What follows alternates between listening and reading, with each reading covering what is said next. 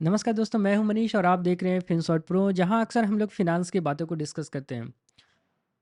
आज मैं इस वीडियो पे जो डिस्कस करने जा रहा हूं, ये एक कंपनसेशन के रूप में रॉयल्टी और कमीशन का जो बेनिफिट्स है, उसके बारे में हम लोग बात करेंगे।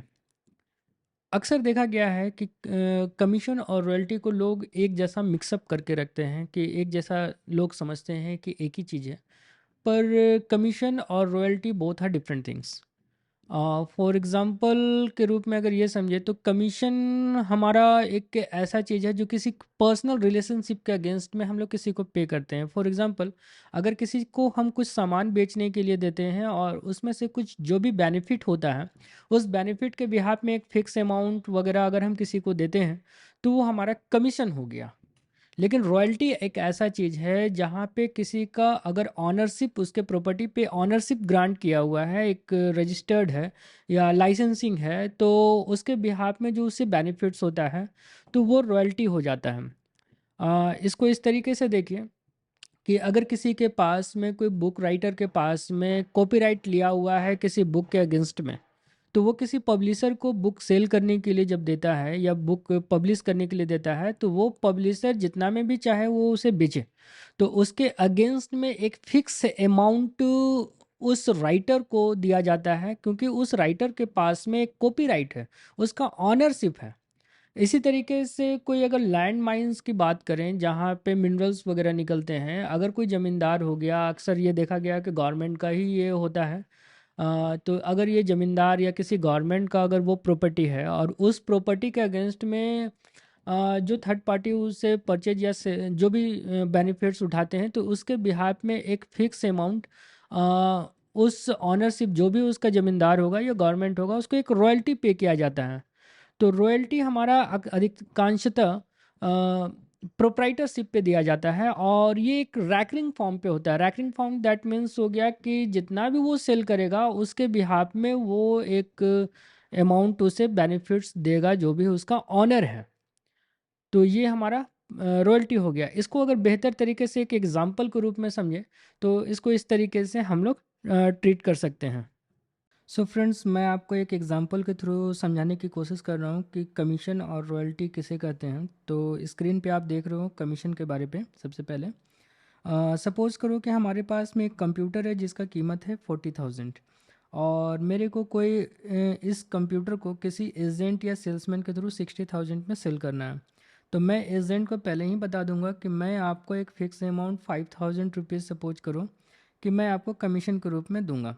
तो ये कमीशन हो गया। और अगर हम लोग रॉयल्टी के एग्जांपल को समझें, तो उसके लिए एक मैं एग्जांपल लेता हूँ कि अगर कोई बुक राइटर है और उसने उस बुक को कॉपीराइट करवा लिया। जैसे ही उसने कॉपीराइट करवाया, तो उसके पास ऑनरशिप मिल गया, एक लाइसेंस मिल गया उसको, और उस बुक का वो प्रॉपर्टी ऑनर हो गया।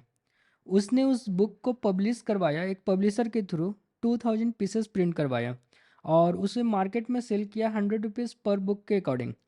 जैसे ही उसने मार्केट में सेल किया, तो पब्लिशर जो है उसको 30 रुपीज़, क्योंकि एग्रीमेंट मान करके चलो कि 30 रुपीज़ पर बुक के लिए उसने किया है, तो 60,000 जो रुपीज़ हुआ पर बुक के लिए, तो वो उस बुक राइटर को पे करेगा पब्लिशर।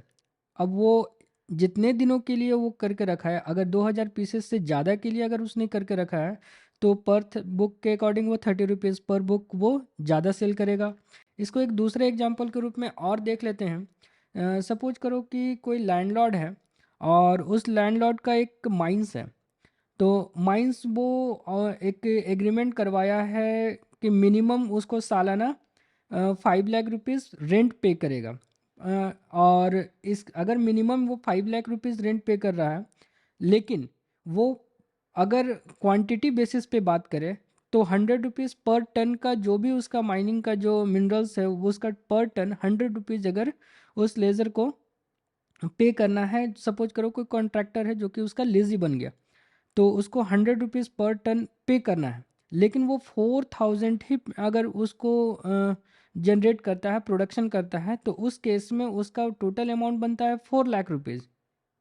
लेकिन उसे पे करना है 5 लैक्स। कारण क्या है कि उसने एग्रीमेंट पहले ही करवाया है 5 लाख रुपीज़ मिनिमम रेंट उसको पे करने के लिए, उस लैंडलॉर्ड को।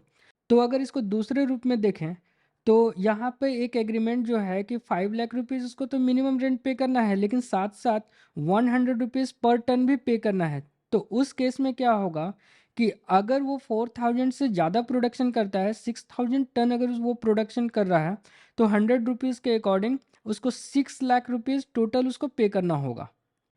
तब क्या है कि हम लोग इसको ये भी कह सकते हैं कि एक म्यूचुअल अंडरस्टैंडिंग के अकॉर्डिंग जो भी एग्रीमेंट साइन होगा उसके अकॉर्डिंग कॉन्ट्रैक्टर जो है लैंडलॉर्ड को अमाउंट पे करेगा।